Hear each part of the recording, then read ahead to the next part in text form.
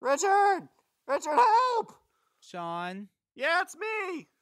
why are you in a sewer? I was looking for the turtles. You were as pathetic as you are sad.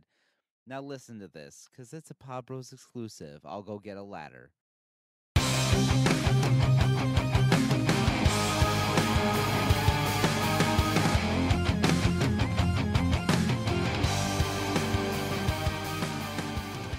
What's up, everybody? I'm Richard. And I'm Sean. And we're speaking the language of romance.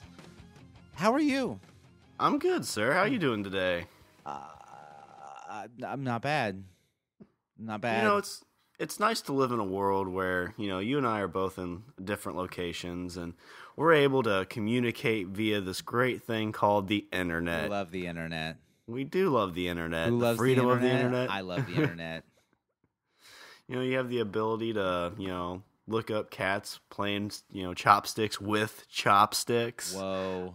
That's like some Inception shit. But, the internet's always kind of been a place for freedom.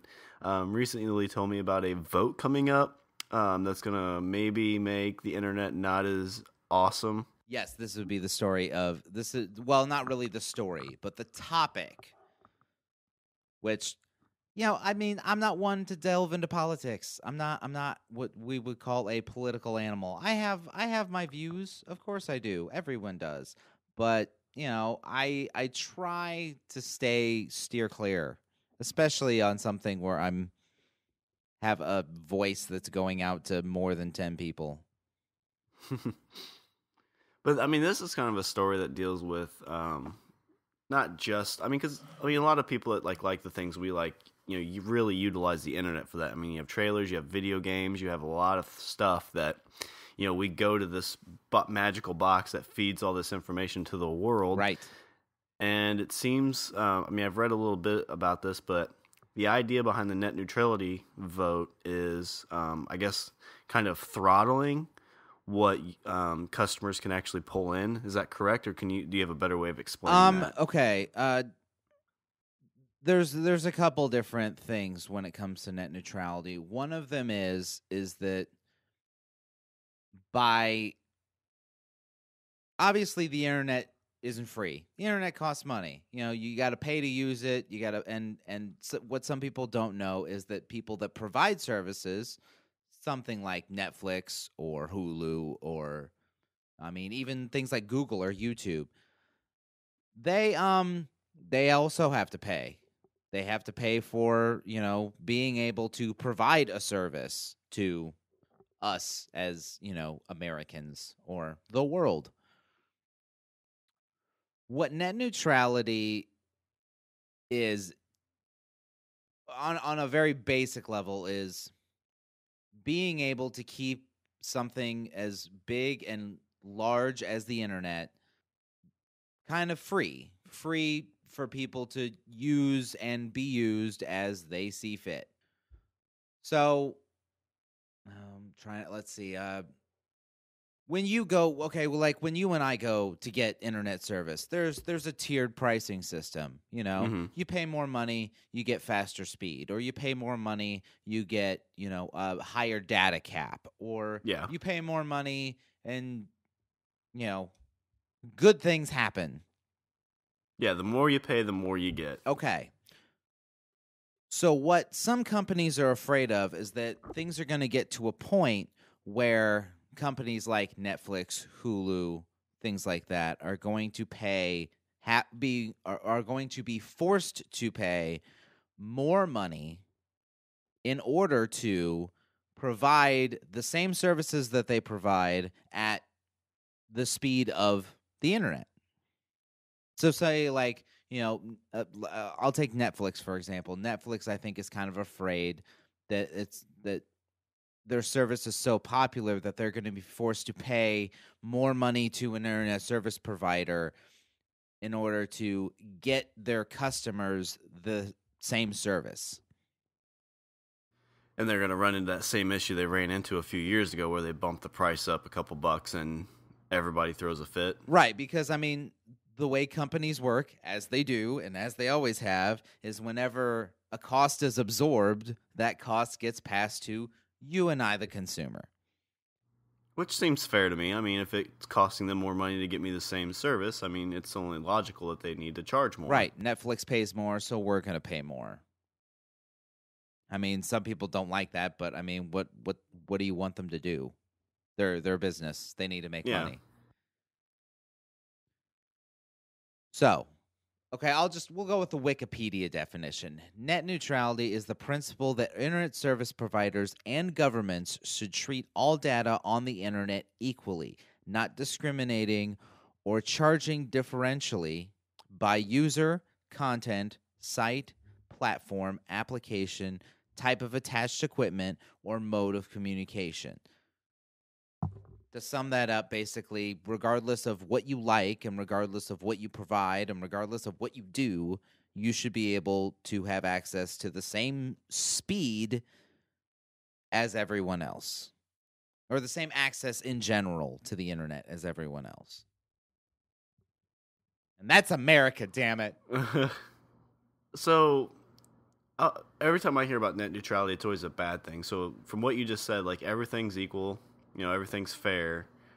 What's the bad thing with that then? Is that Netflix will actually be having to pay more to provide the same service? Is that kind of the hang up?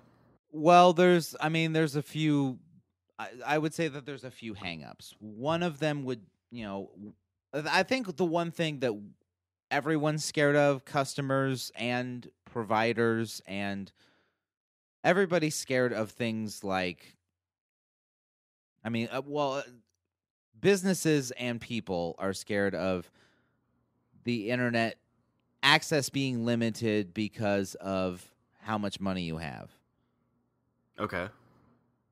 That the way that this current tiered pricing system, people are afraid that it's going to go up, and that services are going to, other services like Netflix and Hulu, that the prices of those things are going to go up. And it's going to get to the point where you have to have a decent amount of money in order to be provided with a decent amount of access, or access at all. I mean, I guess the people are like, well, who doesn't have access to the internet? Let me drive you around the back roads of Illinois or Missouri or Kansas or Oklahoma, where internet access isn't something that's that great. Isn't that easy to come by? Well, I think like my parents, they kind of live, fairly far away from any kind of city or town, and their internet access, if they want it, is either dial-up or I don't even know if you can get dial-up anymore, but that's what they used to have. I don't know. Or they have just to use their phone, and they're kind of in the middle of nowhere, so the access to that's even pretty sketchy. Exactly. And so, with that limited amount of access, considering the way our world is, in terms of like things that are provided to us on the internet, services that are provided, even things like government services now are running very web-based. Yeah. So you're limiting the services for those people simply because of their location and lack of funds in a way. Because I'm sure, like you take like your parents, for example, they could probably get something like satellite-based. Yeah, they could. From my experience with satellite internet is that it's almost not worth the price, because you pay a lot of money to get in. You do. You end up paying double the price for the speed. Like something that's provided to someone in a city for, say $50 a month would cost someone out there $100 a month for the same speed. And well, it's probably go ahead. Sorry. The other thing I was going to say is another thing that satellite providers do, or another thing that satellite providers I've seen them do, is they put data caps on. Yeah. So let's say let's say you have it, and I've seen data caps of like 10 gigs. Now, a data cap of 10 gigs, that's a binge watching of Breaking Bad on Netflix. Yeah, it doesn't take much at all to hit that kind of cap. Not at all. And so then your speed is then throttled or even shut off altogether. Well, I know a lot of from my experience, from what I've heard people use, is like they allow you to have like unlimited access like after midnight because they're down hours. But I mean, like those things that you stream, there's not really a good way for you to just download those so you can binge watch them later. Like that's where you get people who legally download at those times because that's all they can do if they want any kind of entertainment. True. It's, I don't know. It's right now. I would say that there are some holes. There's some major problems when it comes to providing access.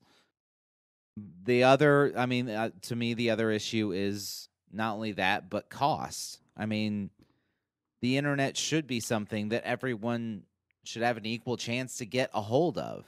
Yeah, well, that's what you. I know some people who travel quite a bit because you talk about access, and they talk about like how countries like South Korea and I think Japan's one they talk about a lot too, where it's like internet access and speed is just like readily available. Mm-hmm. And that's kind of the double-edged sword of, living in the States like we do, is that excuse me, we're so big and spread out that we're not like South Korean places where we're living on top of each other. So getting access, like a fiber cable is much easier when, 90% of your people live in one area. Oh, totally. I mean, yeah, take country like Japan or something like that.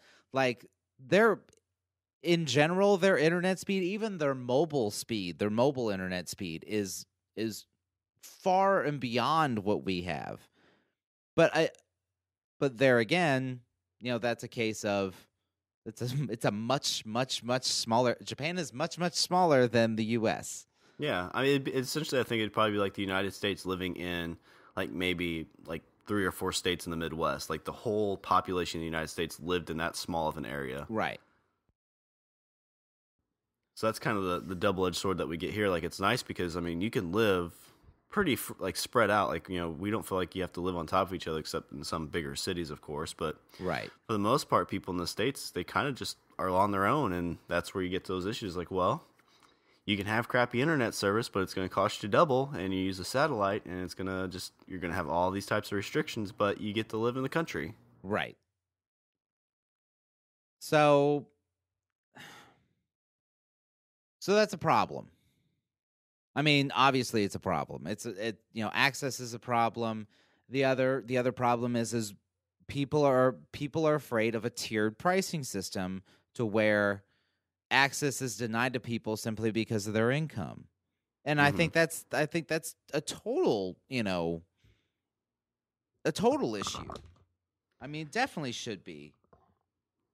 So with net neutrality, it's still, I mean, because there is a tiered system now, but like usually the lowest tier is usually fairly decent enough if you're like around any kind of DSL or anything like that. Exactly, it's fairly decent, but again, right now the problem that a lot of people are saying is access. Things like like rural areas, places with not heavily populated areas are not getting that kind of access that bigger cities have.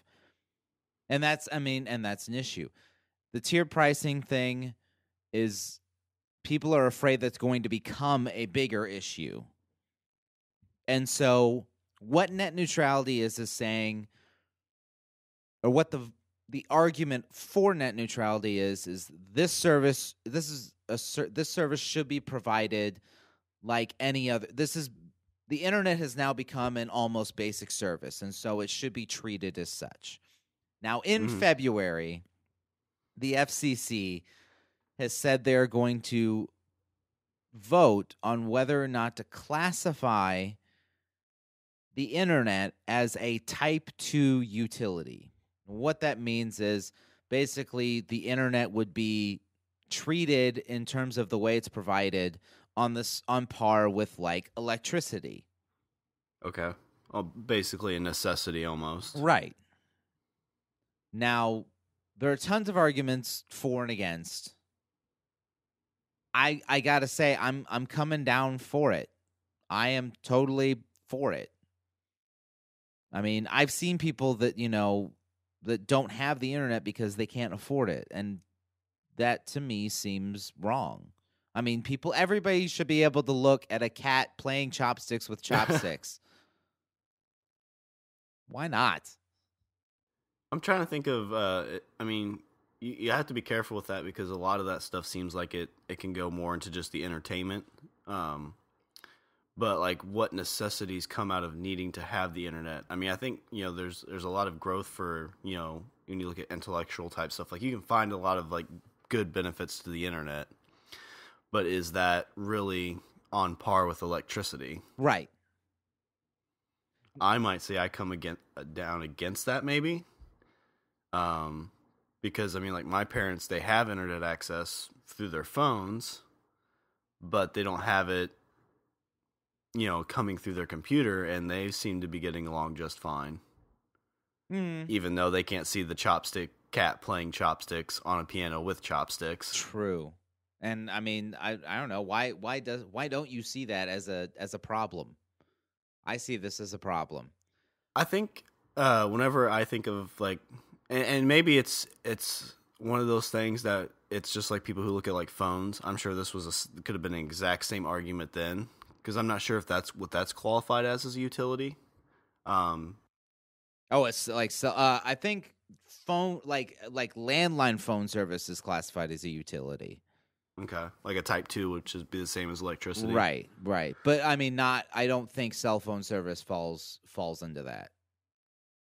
Yeah, I guess it's just kind of like because whenever I think of electricity, it's like if you don't have electricity, there's a lot of, in this day and age, there's a lot of things that can cause you issues because, you won't have heat.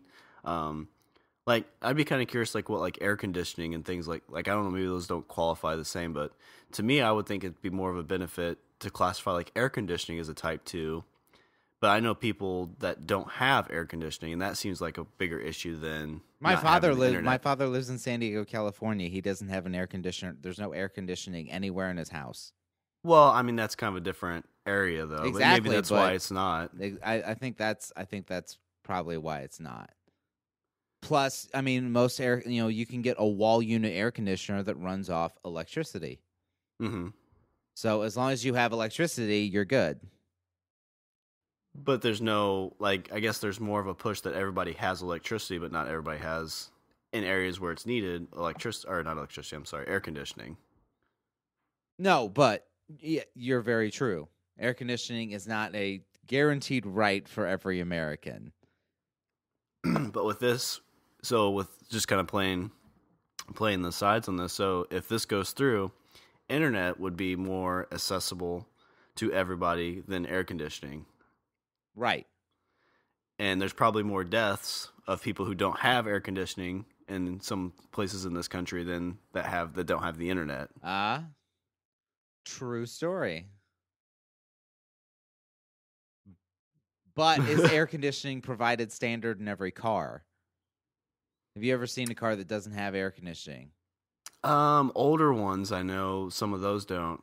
I'm not sure if newer ones, if I'm sure you can get it, but it seems like that's a pretty basic function of cars. And okay, you can. I know places during the summer like the Salvation Army, or different charities that over the summer they provide people with free box fans and air conditioners. Okay, but that's kind of just a charity service, right? But are there any charity services for internet? No, I mean, I guess no, there are not. Like I wish there was. I would love to go, to the Salvation Army and have them give me a router. Here's your modem. Give you a code so you can hook in. Here's your. They give you their Wi-Fi password, and then you get 30 miles away, and it doesn't work. Yeah. Yeah, I don't know. I guess it's just like whenever I think of like electricity and things like that, like it's almost things that are necessary to survive. But I'd be curious to hear what kind of arguments there are for like needing the internet to survive. Besides, like, because I look at what I use the internet for, and 90% of it's just some type of entertainment. I'm either streaming something, or very rarely is it anything that if I didn't have that information, it would do harm to myself. Okay. I mean, okay, if you're talking about necessity, I wouldn't really classify something as a necessity. I mean, there are people who do live completely without electricity. Is that so? Maybe I misunderstood what a Type 2 utility is considered. Is that not considered a necessity? It just needs to be readily accessible? It needs what a Type 2 utility means is that it's something that efforts should be made in order to provide access on a broader scale. Okay. Not everybody has electricity, but I mean, electricity reaches a lot more places than the internet does. Yeah, I think for electricity, like it takes a pretty strong, like you have to pretty much not want it to, I think, not get access to it. Exactly. I mean, because who's going to say I want to live in the middle of, this forest where where electricity cannot reach whatsoever, right? And think that's a good idea. Well, I mean, I don't begrudge anyone that says, I don't want electricity. I want to live off gas lamps and and I mean, you look at something like solar power. I mean, that's not on any sort of grid. Yeah, that's true. But they're still getting the things that electricity can provide. I mean, well, I'm kind of curious about that. Then is maybe that's maybe we just solved the argument there. Is there any government like issued solar power? So if you did want to live out there and they couldn't reach you with, your normal power lines that they well, if would we're talking provide about you. like things like solar power and stuff like that, I know there's a lot of states, and almost any state you can get like a tax credit for buying things like solar panels or switching your home to solar power and things like that. I mean, they actually provide you with a tax credit for it. Gotcha. Okay, so when it comes to net neutrality, the argument is should internet service providers have all the cards? Should they be the ones that are in control? Should they be the gatekeepers of the internet? Well, and I guess with like the net neutrality, is that putting it more into the government's hands then? In a way, yes, because Okay. obviously if internet service providers are reclassified as a Type 2 utility, then obviously they're going to be subject to the same regulations as, say, the power company. Okay. Now,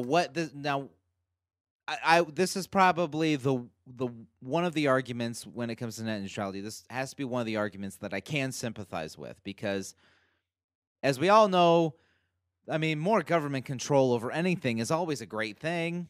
Oh yeah, of course. Perfect. It always works out perfectly. Works out for everything.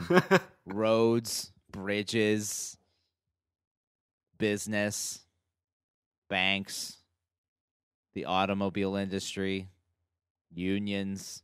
It works every single time. Things always come out better on the other side. So why shouldn't we welcome more government regulation?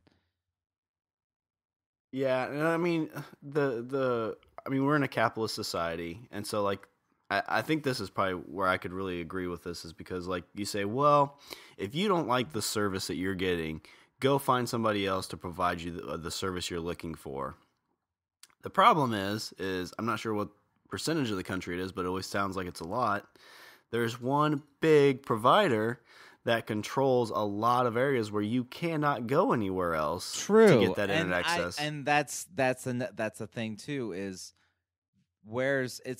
things might get to the point where if we have, especially you consider like the merger between Time Warner and Comcast, like you're talking about on a national scale, how many internet service providers will we have on covering the country?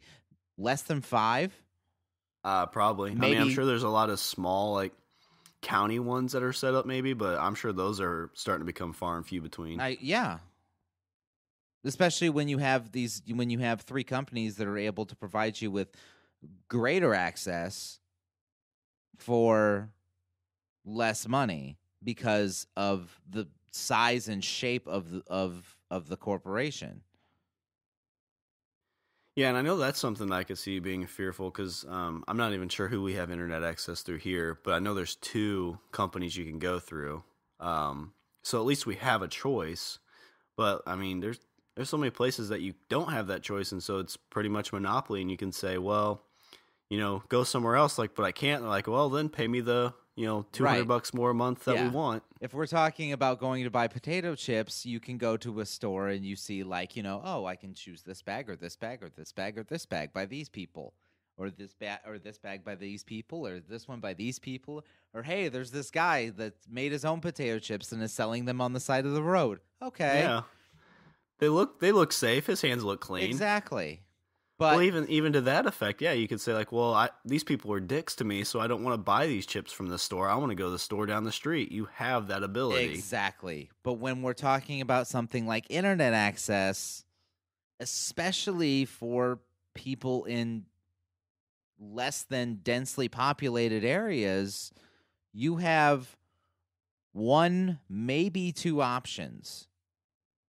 And I'm sorry, but that to me does not seem like a free market. Well, it really is comes to the effect of, I mean, it's not a free market at all.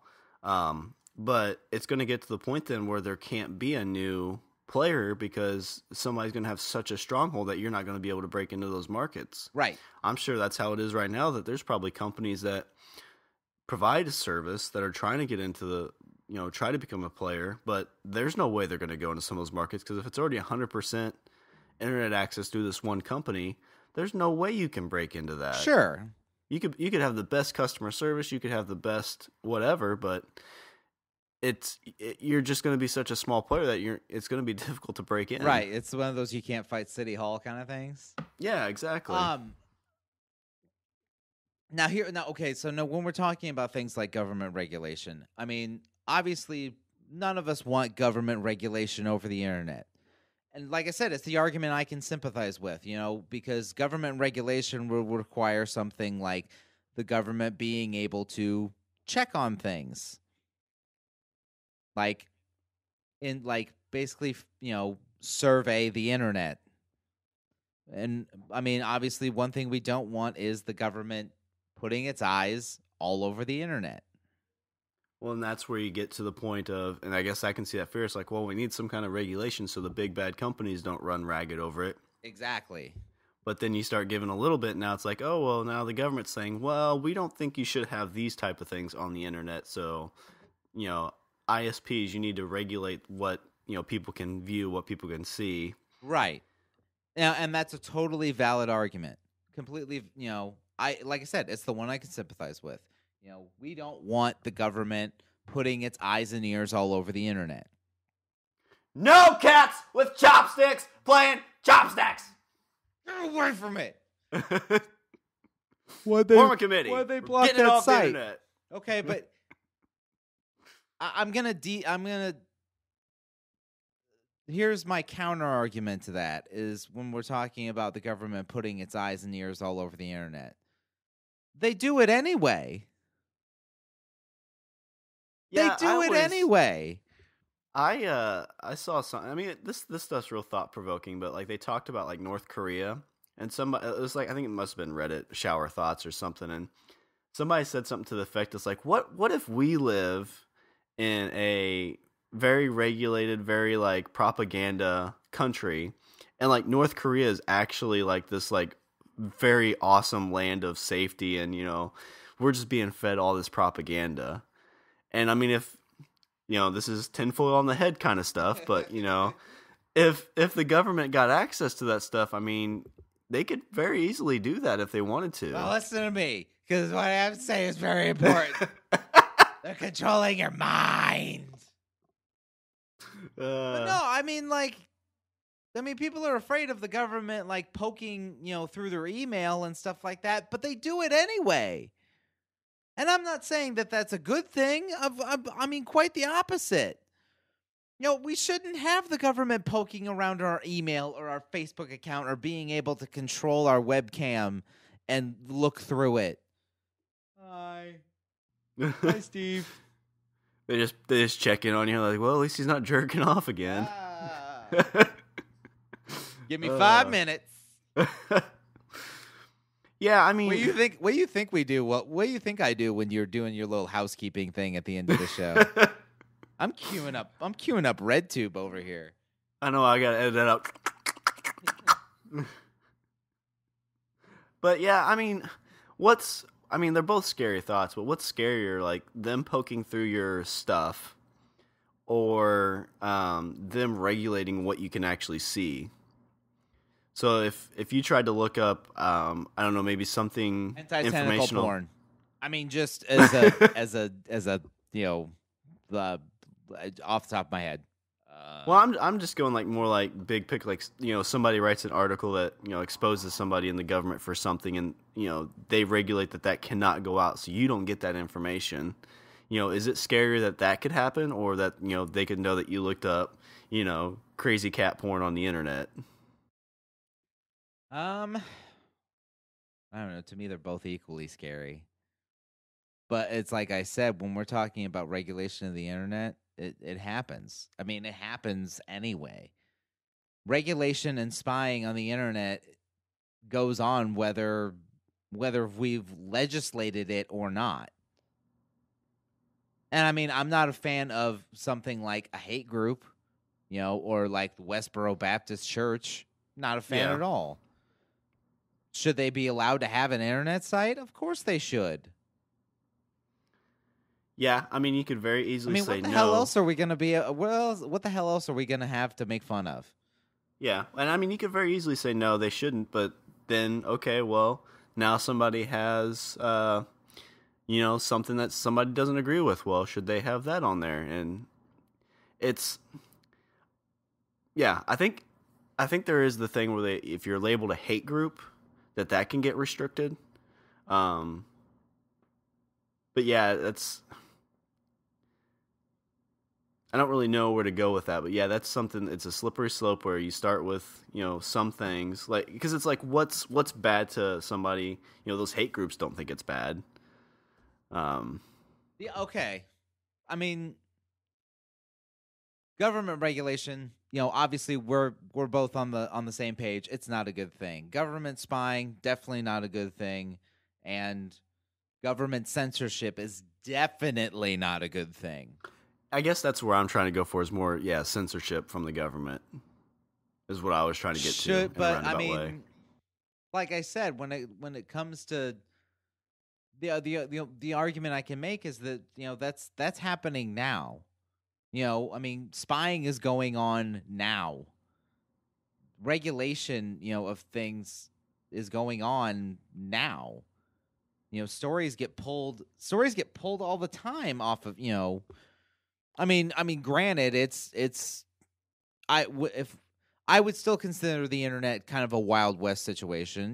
There's a lot of things where anything can happen. Yeah, and I guess is that the thing, like, we're getting to the point now where people are starting to get a little bit better understanding of what the internet is, but we still don't know how to deal with it. Yeah, that's a very true possibility. Because it's kind of like music industry. I mean, we make our jokes about like cat videos and stuff like that, but I mean, like, child porn, for example, can't see that, can't view it, can't have it on your computer. And am I saying that's a good thing? Yeah, but I think that's something that we've all kind of come to as a consenting populace, that hey, maybe this isn't okay. So, yeah, that's how you kill the conversation. That's how you kill. Yeah, that's how you kill the funny. You kill the funny with some child porn. You can't really go anywhere with that. It's like, yes, that is very bad.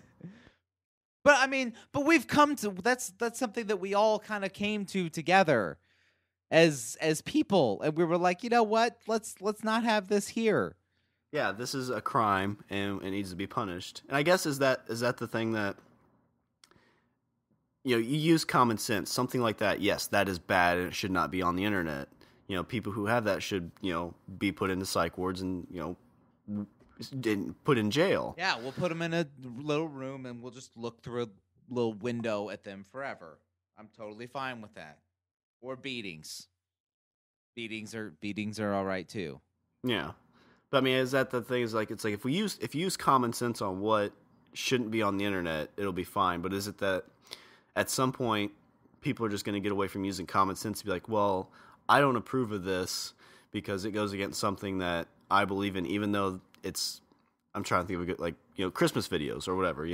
I don't believe in Christmas, so I don't think that should be on the internet. Is that the thing that could start coming up further down the line? It might be, but I don't know. To me, they seem like when we're talking about government censorship and we're talking about government regulation, those to me, I think that we have evolved as a society that we can see those as two separate issues. I mean, the government watching telecom companies to make sure that they're providing service is one thing. Them telling them, the government saying, provide access to this but not this, I think that's a completely separate issue and something that we should deal with on a separate level. Mm-hmm. Whether or not that'll actually happen, I don't know. So, I mean, that's, when it comes to government regulation, like I said, that's the issue I sympathize with, or that's the argument I sympathize with most, because that's the one that can get the most scary. Yeah. If this vote goes through. And I guess it's just one of those things that, like, you build a committee, and the committee starts out, like, to do the correct thing, but as it goes along, it starts evolving into something that it wasn't initially created to be.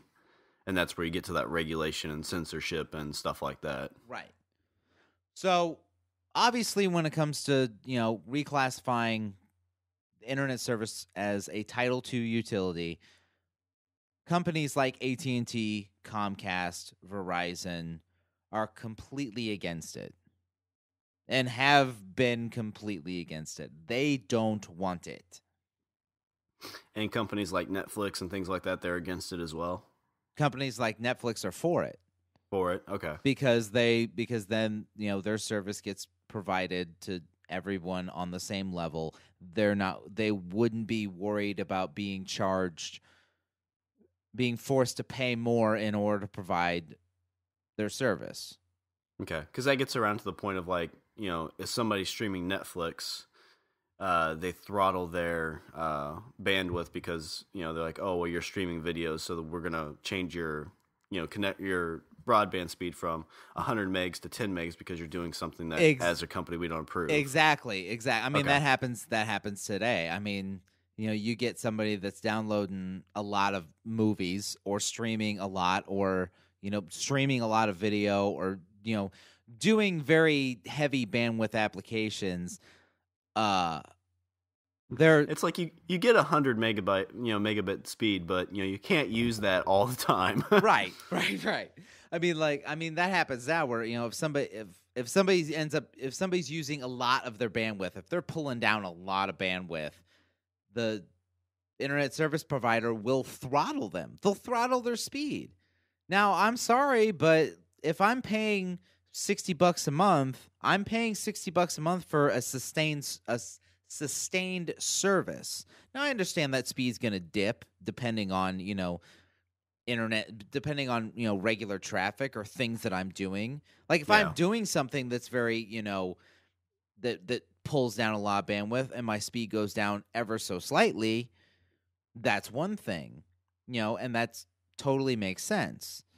Well, that would just be the noticeable speed, 'cause if you're doing 6 things, it'll seem slower, but you're still getting the same speed. Exactly. But if we're talking about them intentionally slowing me down because I'm, streaming because I'm binge watching something on Netflix, or I'm, down a YouTube rabbit hole looking at, videos. No, that's completely different. Then you're doing it intentionally just because of my activity. And is that starting more on, like, companies that have, like, cable access? Because I know, like, I'm kind of in this boat. I'm part of the Cut the Cord group where I don't have a cable provider or I don't have a satellite provider, and I just get all my entertainment through, Amazon Prime, Netflix, YouTube, all those places. Right. And so it's these cable companies who are losing that business, who are going the routes of saying, okay, well, we're going to, throttle this so that you get shitty service, so that you say, well, damn it, I don't want to have to deal with this spinning wheel every 10 minutes. I'm just going to go ahead and get cable so I can watch it, seamlessly. I mean, that may be, I mean, I don't know if the intentions are maybe that sinister, but they might be. I mean, who the hell knows? Yeah. But that intentionally throttling speed simply because of someone's activity, and they're paying the same amount of money as the person next door, to me doesn't seem right. Doesn't seem right at all. So I agree. So the thing that the big argument that the companies have been making, especially over the last couple months, and this is actually, you know, they've sent the cable companies have sent a letter to the FCC saying that if things are reclassified as a Title II, that what it's going to do is it's going to hinder innovation. That the internet over the last, 10, 20 years has, been rapidly advanced due to its ability to, kind of go in different directions and be free. That the freedom of the internet that it has now has allowed it to flourish the way it has. Total, and you know what? I get, sure, okay. Now, I'm going to show you, I'm going to read you the headline off a story that I have. This one, I think, kind of changed my thing. This is off of Yahoo, and this is by Brad Reed, and the headline is this: Google Fiber's latest FCC filing is Comcast's nightmare come to life. Okay, yeah, and I think you sent me this article, and I read a little bit about it. So what's Google Fiber going to basically become the nightmare of Comcast and these other companies? Okay, so Google Fiber, if no one knows what this is, Google Fiber is a blazingly fast internet service that Google is providing to a very select handful of cities, kind of working as like a trial market. I think Google Fiber right now is in Austin, Texas. I think Kansas City doesn't have. I think Kansas City does. There might be one or two others. Now, Google it's a service Google is providing, and I'm not totally sure on their down and up speeds for Google Fiber, but I know it's ridiculous, like ridiculously fast.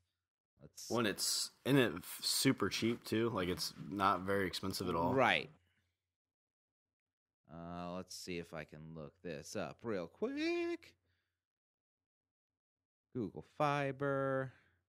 They have a list of cities. They have a list of potential cities. Let's see. And basically, it's a service that Google is providing because they want to see what people do with, blazingly fast internet. Cat videos. It's all cat videos. Yeah. Well, I mean that's what Google does now is like they make a lot of their money off of advertising, knowing what to show people and those pay-per-clicks and all that stuff. So, this is kind of one of those situations where you're paying for it, but it's small, but what's the saying is if you're not paying for it, you're the customer, you're not the customer, you're the product. 1,000 megabits per second. Oh, geez.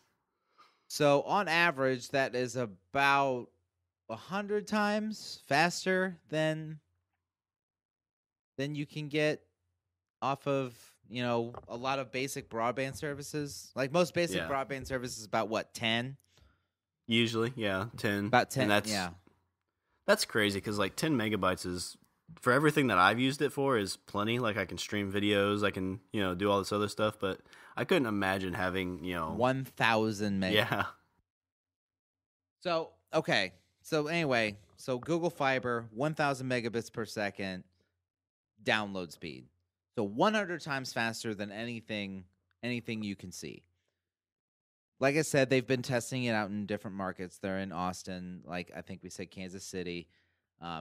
So here's the story. The story is that Google, according to the Wall Street Journal, Google told the FCC that reclassifying broadband providers under Title II of the Telecommunications Act would have a side benefit for Google Fiber because it would give Google Fiber the same access to utility poles and other key infrastructure currently enjoyed by Comcast, AT&T, and other big-name ISPs. So basically what the rest of the story is basically saying that, you know, companies like Comcast, AT&T, they've been around forever, you know. AT&T been around for like what, 70, 80 years, you know, if providing not phone more, yeah. providing phone service. Comcast, it's a cable company. They've been around providing service for the last 40 years, I want to say, maybe more, not sure. But they've had the benefit of providing access using things like utility poles or, you know, ductwork, things like that. Reclassifying something like the internet as a Title II utility would give internet service providers access to these same methods of running cable. Because that's what Google's run into, is a lot of the trying to use those infrastructures, or, you know, putting down their line. Those companies are kind of putting a halt on that, or making it very difficult for them to get into those, you know, right. markets, I mean, right? For Google, in order for Google to wire a city, they have to dig holes and run cable and then bury that cable because Google can't use utility poles. So Google can provide you with a super fast giant service, but on Google's part, it is way, way, way more costly to do it the way they're doing it because of the method that they have to use in order to run that much cable to, you know, feed an entire city. How much of a game changer would that be if that passes and they're able to start using these utility poles? And so they're able to, you know, cut whatever the cost is for them to, you know, get into these cities. The cost for using it, or the cost for Google to do it, goes down dramatically. Yeah, and it sounds like it'd be the point where it's like, well, why not start getting into all these, you know, cities that we can?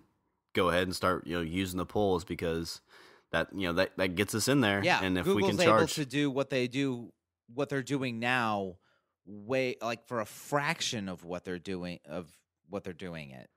How would you feel if that, like, as the you know, top head of a company, when you hear that? Because, you know, Google will be like, oh, so you get, for $60 a month, you get 10, you know, megabytes per second.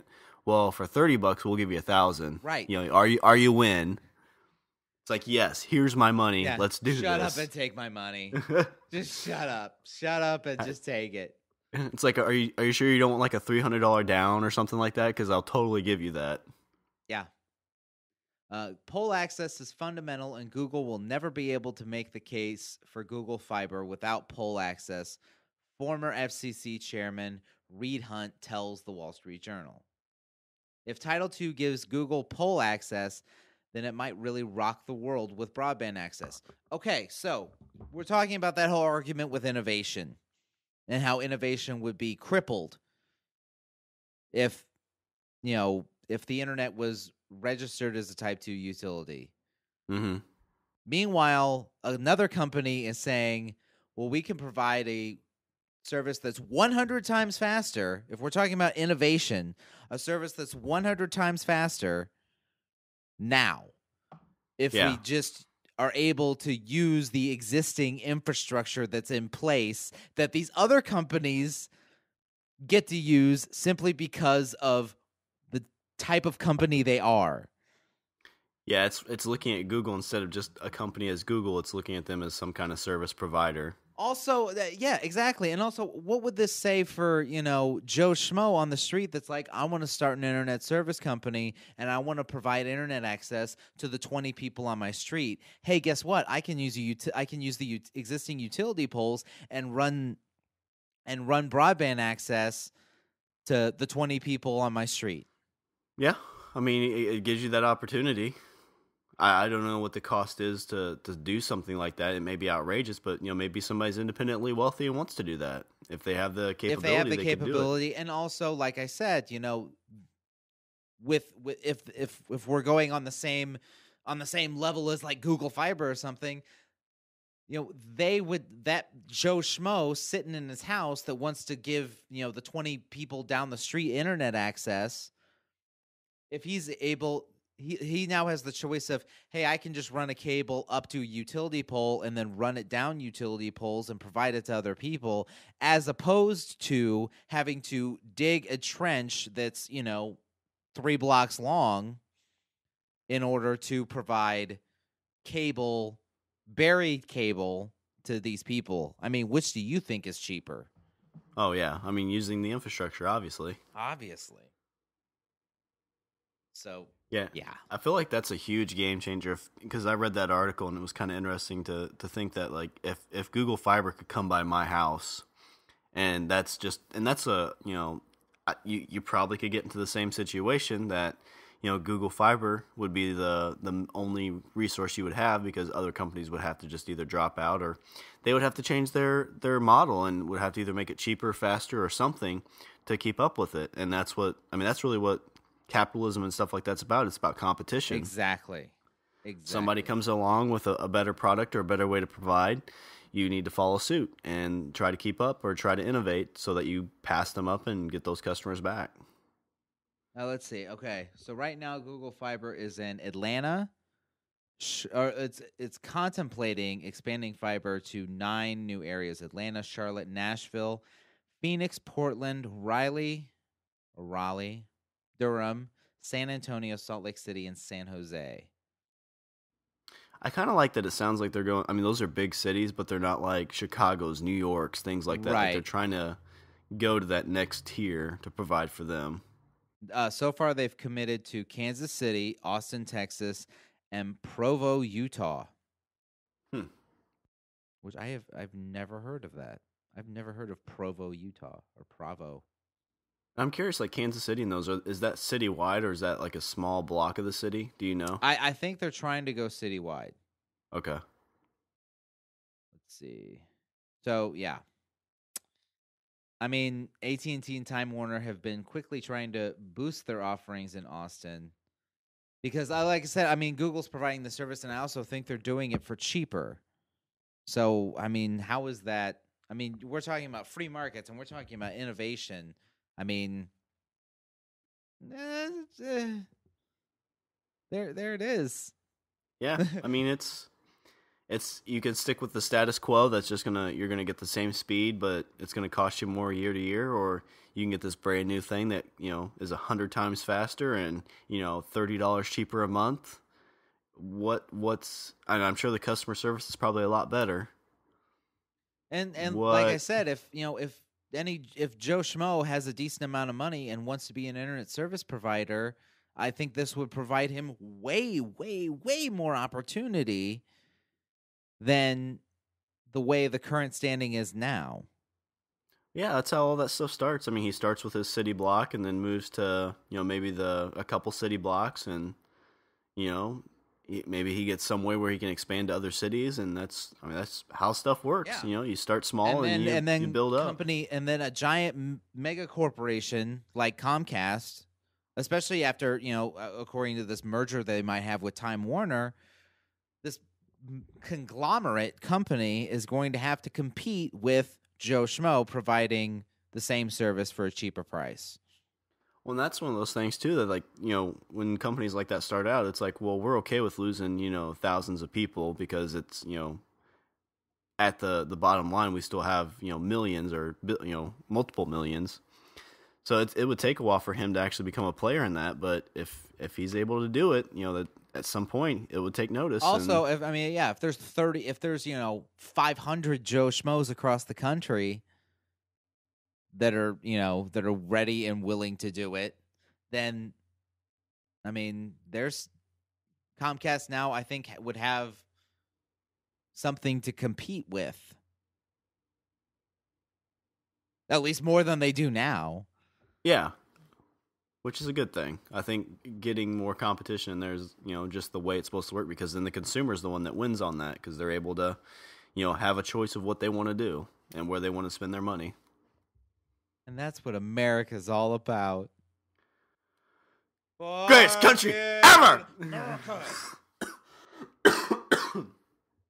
That's interesting. Yeah, I've heard of net neutrality, and I've never really understood if I should be for or against it, because you hear some groups say it's bad and some say it's good, so it's kind of nice to sit down and kind of get that explained. I mean, are there in layman's there's terms. definitely pitfalls. Definitely pitfalls. I mean, we're talking about things like government regulation and, what could that lead to? And, a a changing of the way the internet is provided. And, it might, the way things are right now, it's kind of even keel, but could things get rocky? Of course they could. Could things get rocky if we do nothing? Of course they could.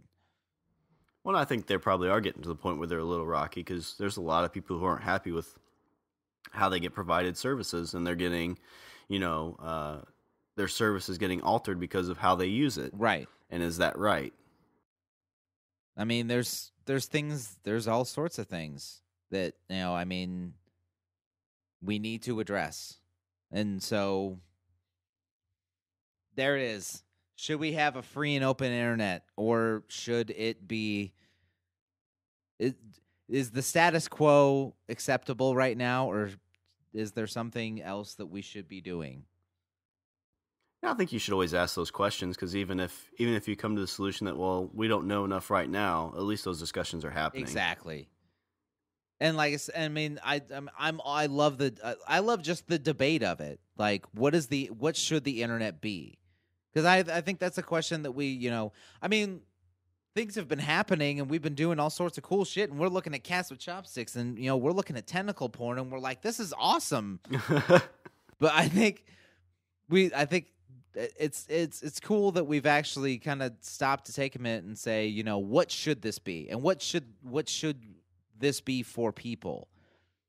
Well, it's one of those things, I think, that we're finally understanding how important the internet really is. At first, I think when it first started up, not really anybody didn't really understand what to do with it. Right. It's like it's a newspaper, except it's online, and there's a lot of porn. Yeah. But now it's, people are able to stream movies. It's how you get your entertainment. It's how you get your news. People are having careers based around the internet because of things they do. So it's definitely something to take notice of, and what I think it's here to stay. I think this internet's not just a fad. It's going to be around for a bit. And there's a lot of porn. There is a lot of porn. Internet porn. Do do do do. Internet porn. All right. Well, I guess, do you want to do your Richard's closing thought? Let's see.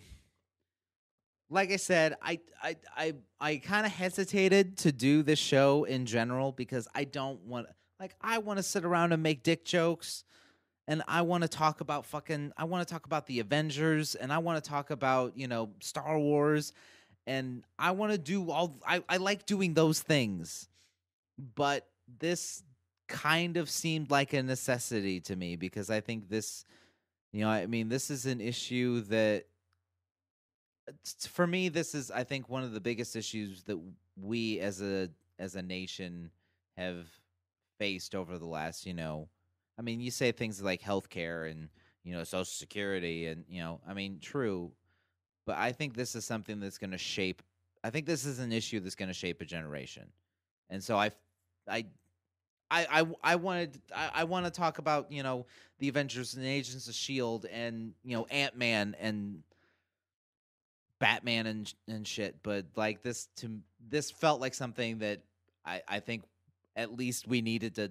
If people weren't aware of it, now you are, and if people were aware of it and weren't totally sure on it, there you go. And if people totally disagree with me and think I'm a piece of shit because I'm trying to force an opinion down somebody's throat, I get it.